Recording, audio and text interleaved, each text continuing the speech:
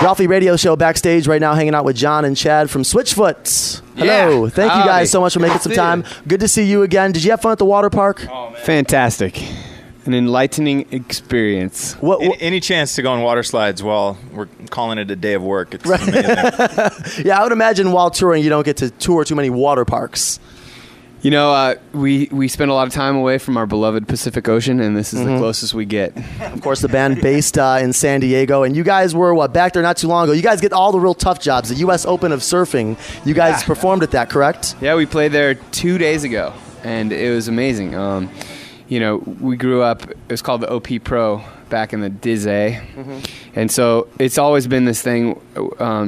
Huntington's not too far from San Diego, so you know, you cruise up, you see some of the best pros in the world, and so to be able to play rock and roll and look out of the Pacific, be a part of the scene, it was really fun. New album coming out next year, Vice Versus. Vice Versus. Do we have a release date yet, or? No, but we got like 20 songs, and probably 40 songs, 20 that we've cut it down to, and bunch of songs left over from the last session, so it's a matter of trying to figure out whether it should be a double record or what it looks like, but we're really excited about it. Yeah. So you still may use some songs from the last session. You haven't decided yet? Yeah, I mean, it depends on which ones get along. You know, it's got to be a good happy family. Right. So it's going to be fun.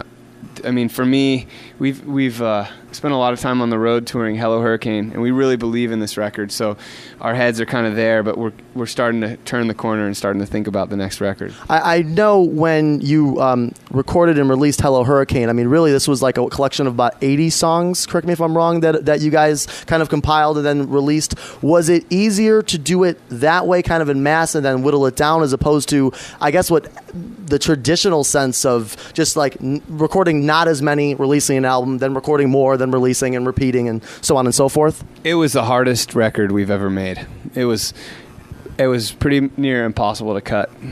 You know, we just never pleased, never happy. No, it's just the idea that, you know, you record this song, and the song that means a lot to you, and you know that there's 60 of those songs that no one's ever going to hear, or potentially ever going to hear. You know, so it's a lot of work and effort to bring all these songs to completion and then not put them out. Is the issue compounded by the fact that you guys are kind of living in the best of both worlds, being able to record independently and then distribute nationally through Atlantic?